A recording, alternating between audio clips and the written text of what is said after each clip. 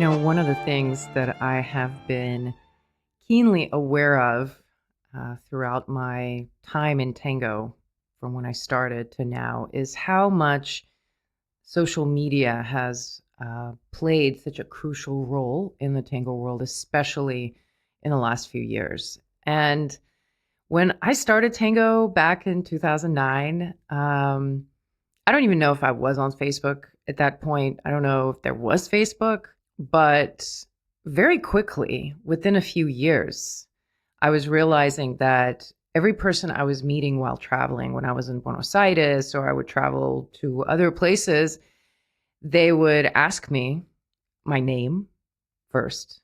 And second was whether I was on Facebook.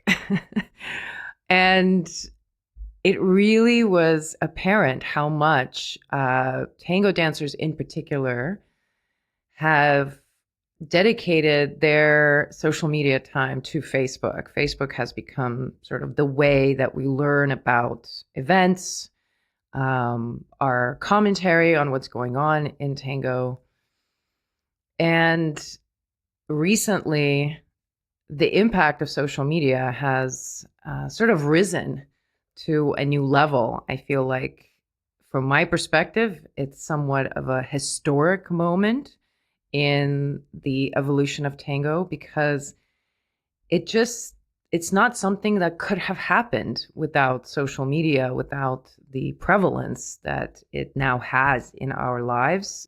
Social media is now a very much of a constant presence.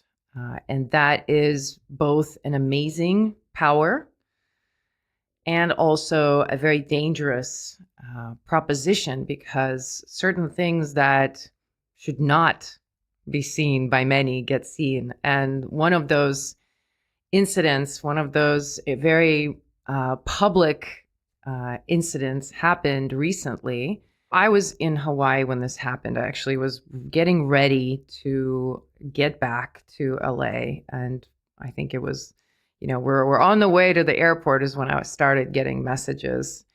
And it was incredible how many people messaged me at once and how fast this story spread in the world. Like within a few hours, it was everywhere. And when I say everywhere, I mean the world of tango, which really exists on Facebook. We haven't really graduated to Instagram quite yet. I don't know if tango dancers ever will, but Facebook is just this ecosystem that has allowed us to learn about things going on in the tango world very, very fast. So this video circulated and ended up, being like a pebble dropping in a pond. And there's been waves and waves of consequence to this event. And yeah, so this is the kind of level we're talking about with social media now, that there's certain things that cannot be hidden anymore. And this is one of those incidents which I want to definitely be respectful to the people involved and not create more unnecessary drama, because this is a very difficult position for them. But also, we have to acknowledge that it was so public and it was so obvious what happened. And there was so much video from so many angles showing what happened, that it's important to really look at this for what it is and really recognize what's happening and not hide perhaps from what's really going on. So it's a double-edged sword. Social media is very powerful in drawing a lot of attention to events and amazing things going on in the world of tango. And in terms of social media presence for the Gavito Tango Festival, it was amazing to see so much coverage, and there were so many awesome videos and pictures posted, and the event looked incredible. So that's an amazing thing that I see, festivals doing. It's promoting their event in a creative way. That's awesome. But at the same time, because it was such a popular event and there was so much coverage, it also meant that this incident happening at the event, it cannot be unseen, and it cannot be ignored because there was just so much visibility to it. So this is kind of the historic moment that's happening in the tango world.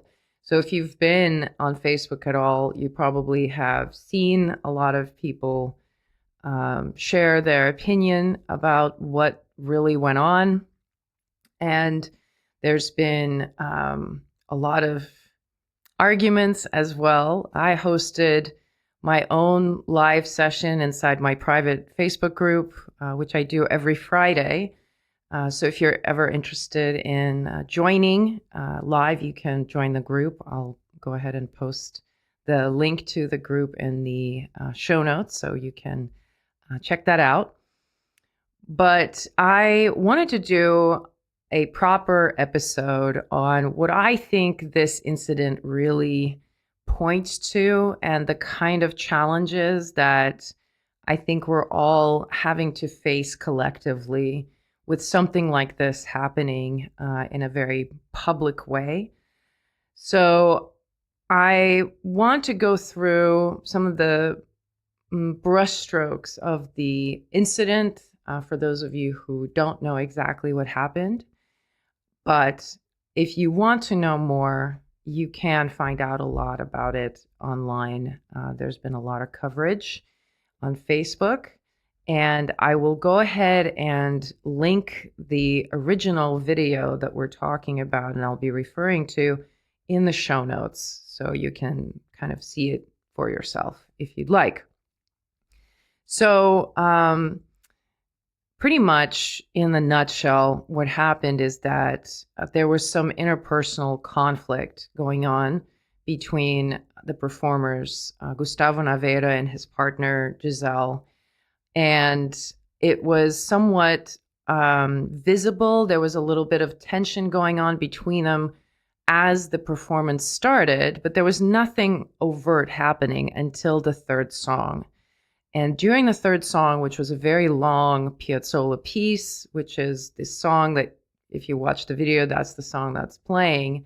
So during the third song, it was starting to be obvious that there's something going on, and he's talking to her, and it's becoming more and more obvious, like it gets louder, and the people on the dance floor are starting to hear it. And what he's saying is he's criticizing her and telling her to do something different than what she's doing, and also calling her names, which I'm not going to repeat what those are. They were spoken in Spanish and then translated by multiple people that were there. So it was definitely a very negative type of situation. There was definitely conflict going on, and it continued to escalate. It continued throughout the song. At some point in the video, you see him sort of break the embrace and almost walk off the floor. Like you can't tell whether they're actually dancing or not. And that's been one of those points of discussion, is like, is this really part of the dance, or was there going to be this more even more dramatic explosion of whatever was going on between them? But throughout the rest of the performance, he's very forceful. It does not look like they're very much connected to the music. There's obviously something going on between them. So at the end of the song, he storms off, and she follows off the dance floor. And there were some people who were applauding, and especially people upstairs did not know what was happening. So a lot of people upstairs were still clapping for them to come back. And Gustavo Naveira came back out, but Giselle did not. And she sort of stood her ground and kind of waved at him. And at that point, the organizers stepped in and sort of took over.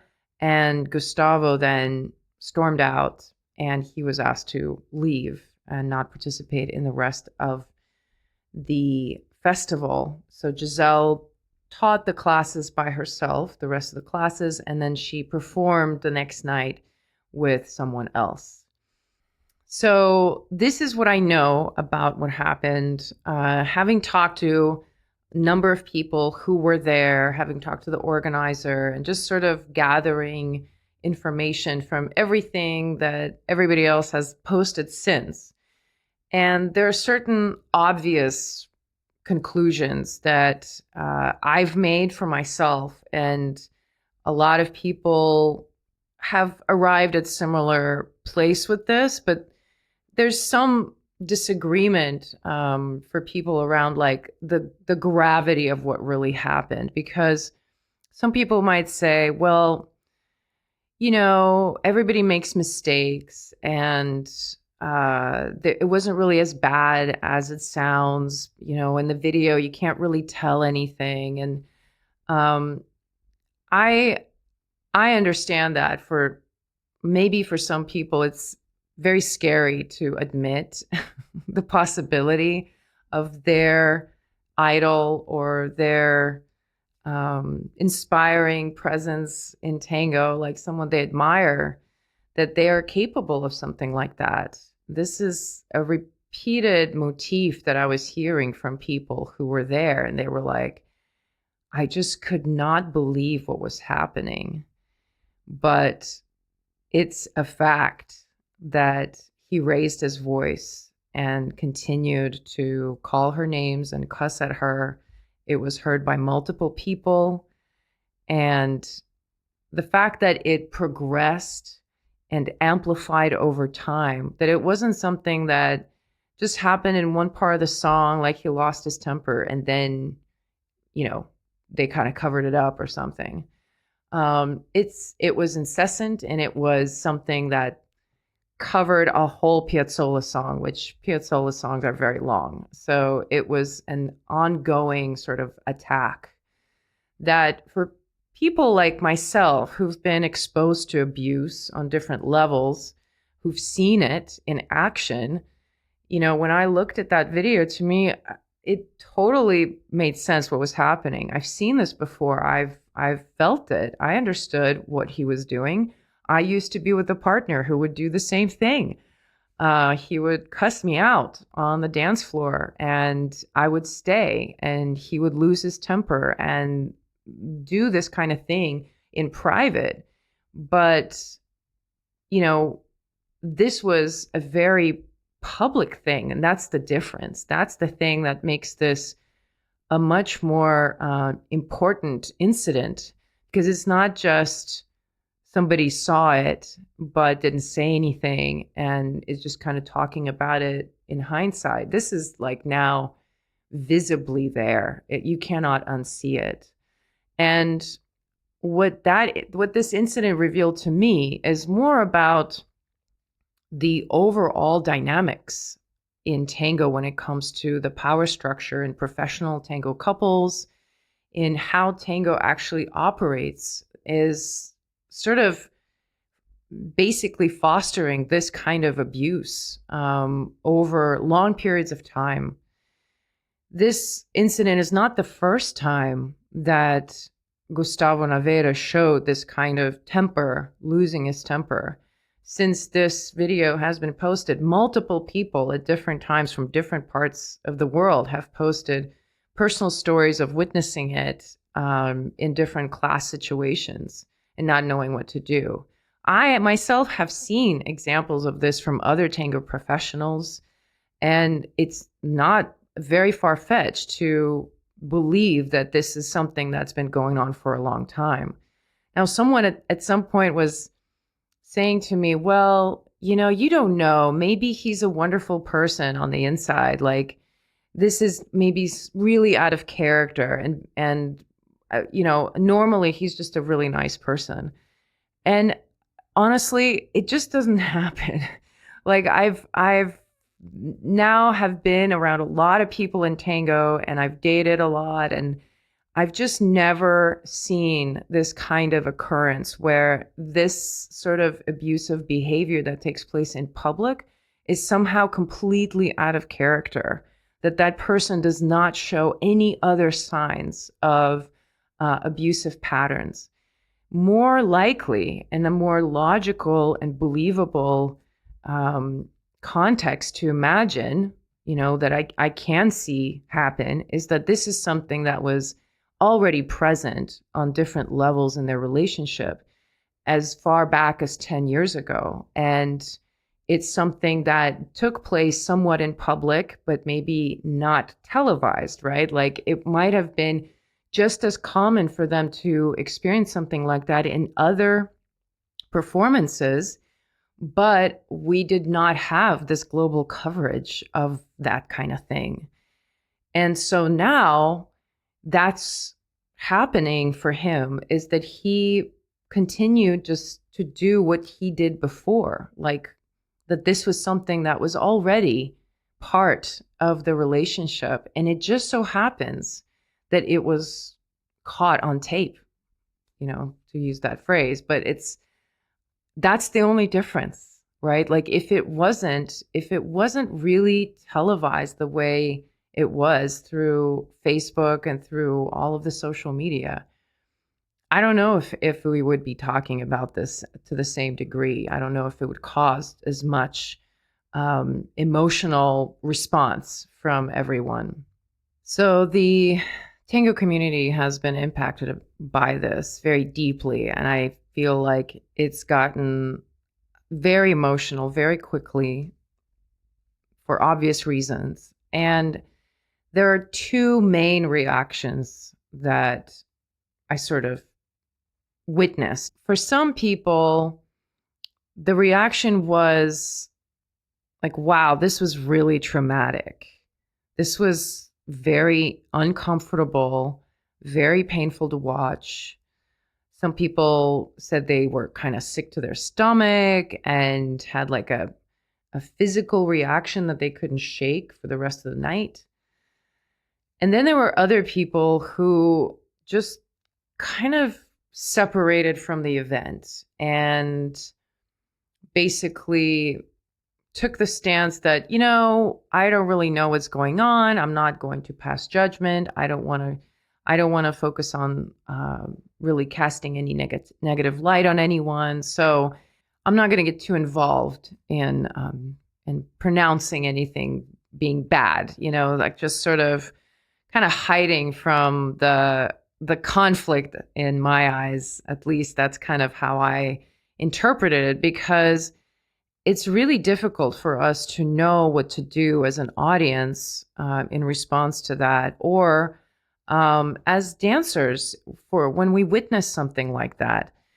I got so many messages from people who told me about experiences of witnessing these kinds of situations where Gustavo Naveiro or someone of his stature in the tango community would display this kind of behavior towards their partners. And the person writing, they were saying like, I didn't really know what to do. I didn't do anything. I didn't say anything. It's like you're paralyzed. You don't know whether what's really happening is really happening, because it's so hard to believe. And that's basically, I think, what the mechanism is for keeping this kind of culture alive within tango. And there's been so many of those occurrences, and they have not really risen to the level of visibility that this incident has. So I think this is the right moment to really reflect on what's happening in tango in terms of these power dynamics that we see playing out on the dance floor professionally as well as socially. And whether there are solutions to these issues right now, I don't know if I have all the answers. I'm sure there's lots of people with lots of good ideas and lots of amazing initiatives to, I guess, establish some long-term change that really needs to happen in tango. But I do think it's important to call it out. And I keep thinking about this idea of, if you've ever heard of the fairy tale Rumpelstiltskin, and the whole premise of the fairy tale is that there's this demon named Rumpelstiltskin, and he steals the princess's son. And he tells her that to get her son back, she has to guess his name. And his name is Rumpelstiltskin, right? It's like, how would you ever guess that name? But this idea that the solution to a problem, to overcome a certain challenge, the first thing you have to do is you have to name it. You have to actually call out what's happening. Because if we continue to look on and believe that something else is happening, that, you know how they say it's like if it smells like something specific and it looks like it and it sounds like it, it's probably it, you know? And in this case, with so much evidence floating about, from the accounts of the people who were there to video footage from different angles, it's not necessary for us to argue whether something happened or not. It's like it did happen. It obviously occurred. Obviously, something very inappropriate happened.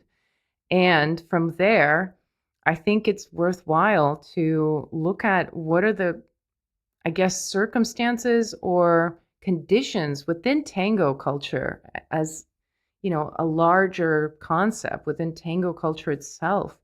What are the things that help this kind of thing endure, that we still can expect that to happen, that there are professional women dancers today who are in partnerships with partners who are abusive to them, and that's happening in front of people, and people see that and they don't know what to do. Like, how do we begin to think about that culture, that it's there? We, you know, how do we face that? And then what sort of decisions do we make about it? I think that's a worthwhile conversation to have.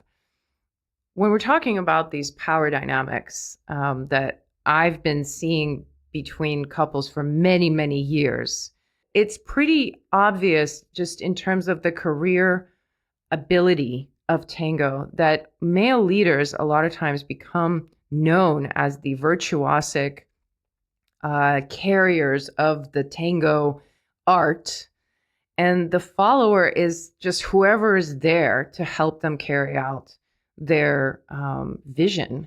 So it's very much that the follower is expected to be able to be that vision that they have. And if they can't fulfill that role, then they just kind of get brushed aside.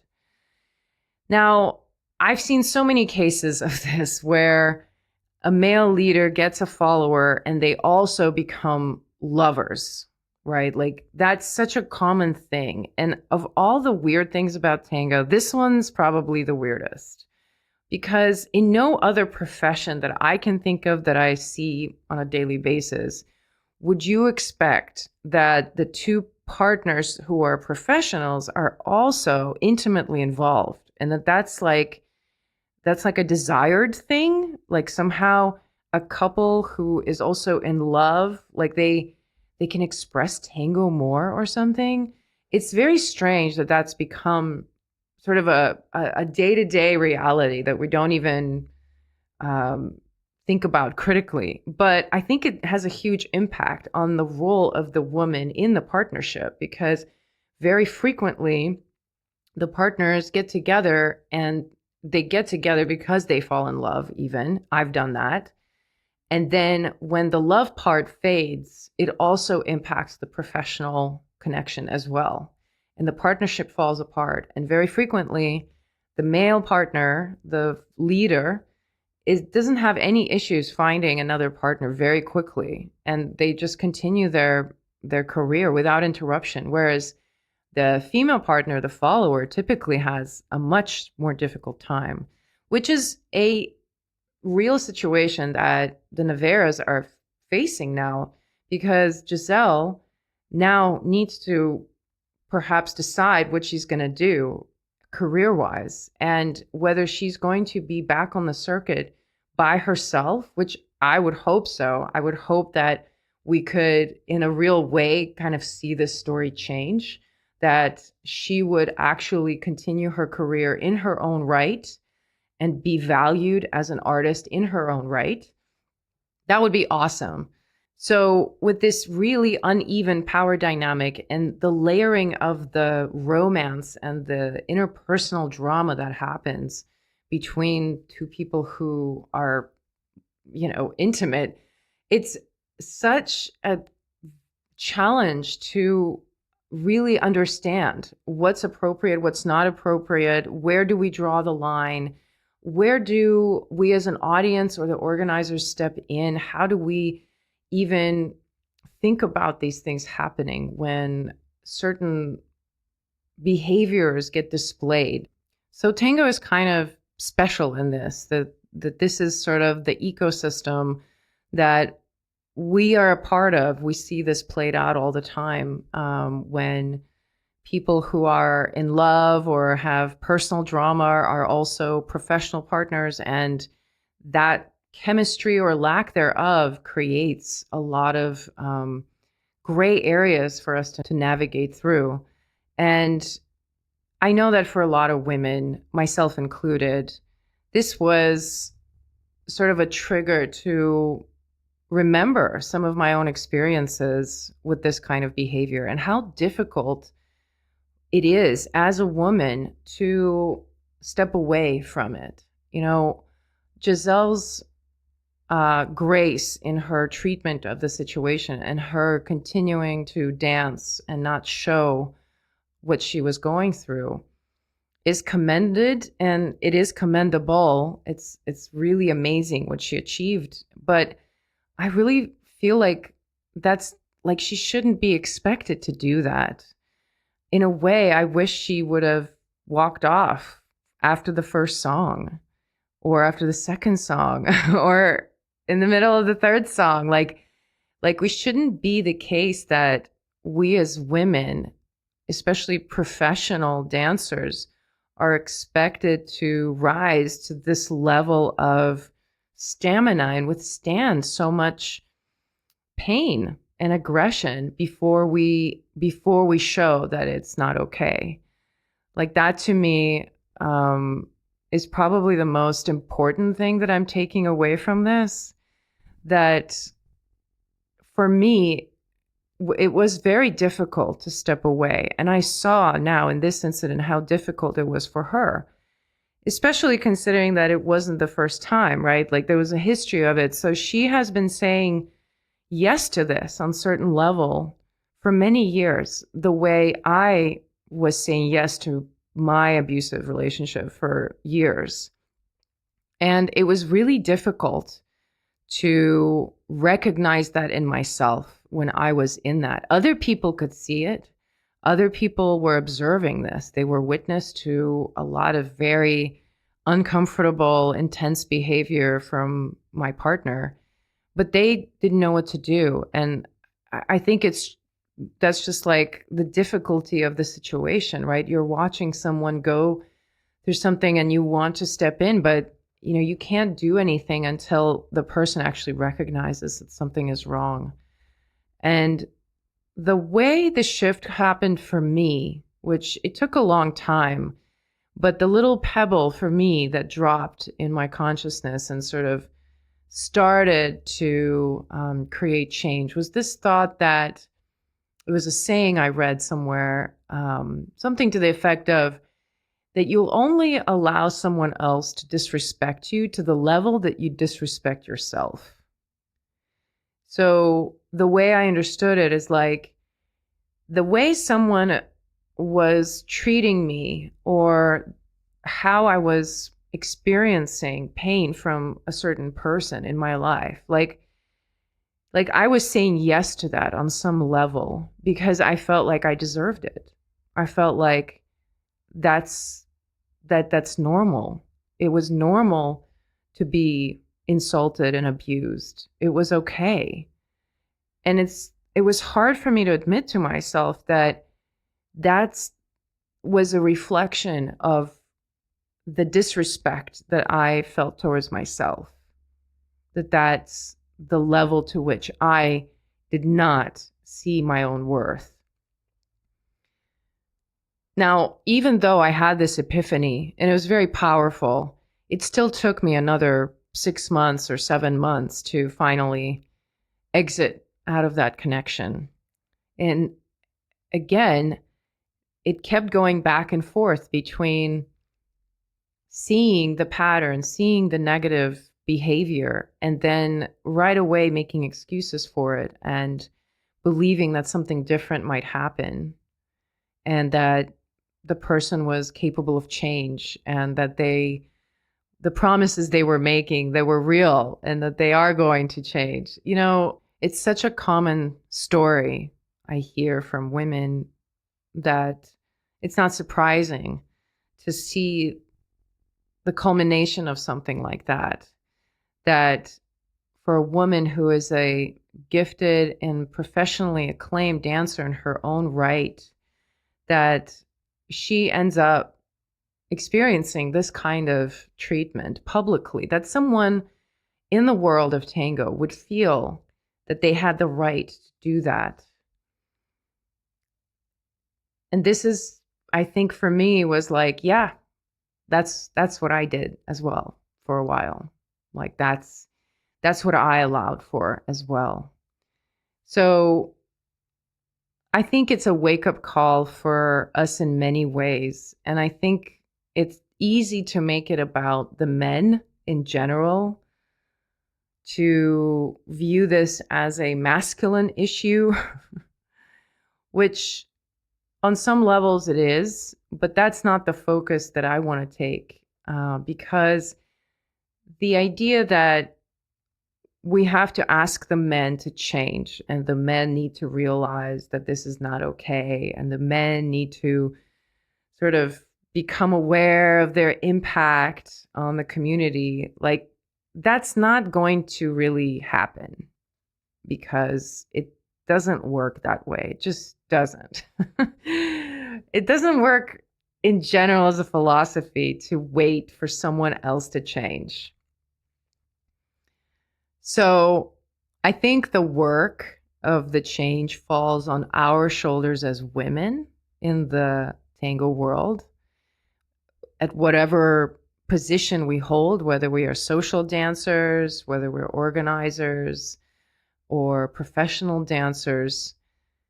I think the work is with us collectively continuing to change the story around how we relate to each other. First of all, this is something I've been talking about for a long time, and I believe there's been some very positive changes in that way.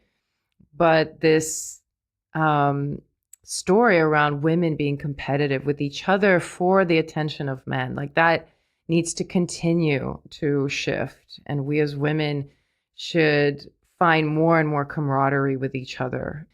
But also, I think this is a wake-up call for us to really call what's happening out and really see it for what it is and not be okay with it. So that means that we see the red flags earlier, that we draw the line sooner, that we draw our own boundaries. And that's the thing that I keep coming back to, is that you can't ask someone else to respect and know where your boundary is. You have to draw it. You have to just know for yourself what those boundaries are, and you have to set them. And that's something that's easy for some women and not easy for others, depending on how we're coming in. And that's why the camaraderie with other women is so important, because we end up learning from each other how to navigate these difficult issues. And especially when it comes to professional tango dancers, I hope that we have collectively a much, much higher standard of what we expect in return for our work, and that we have an equal standing in the partnership, regardless of interpersonal stuff. I mean, I've talked to young professional women who told me that they partnered with someone for a performance and they weren't even paid. They just danced with them for free, and the leader ended up keeping all of the fee. And it's like, that's crazy. Why would that be the case? So the fact that that's happening, I think, is an issue. And I just feel like now there's a chance for us to kind of push collectively towards a cultural reset where that kind of thing just cannot happen. Like that's not on limits. Like that it's not even within the realm of possibility that a professional tango dancer would be insulted publicly by her partner. Like that should not even be within the realm of possibility, culturally speaking.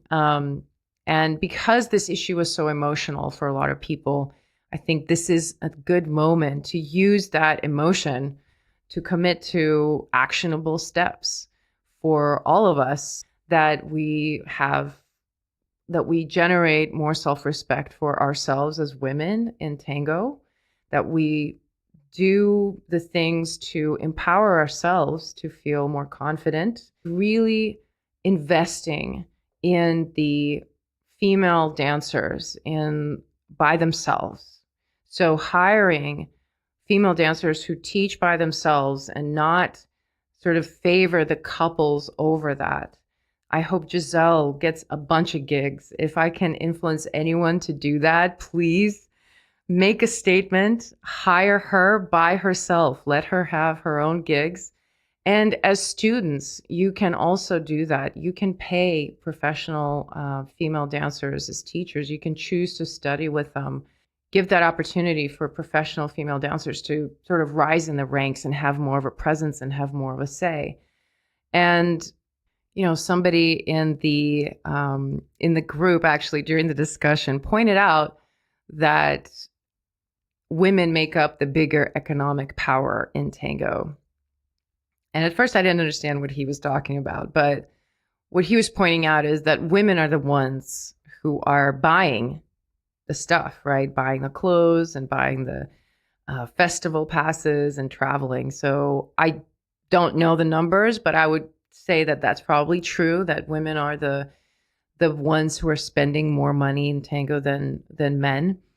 So because of that, I think it is kind of a nice realization that there are things we can do as women for ourselves, for each other, for this vision of changing the culture of tango long term, so that people who are coming up after us in tango don't actually experience this kind of thing.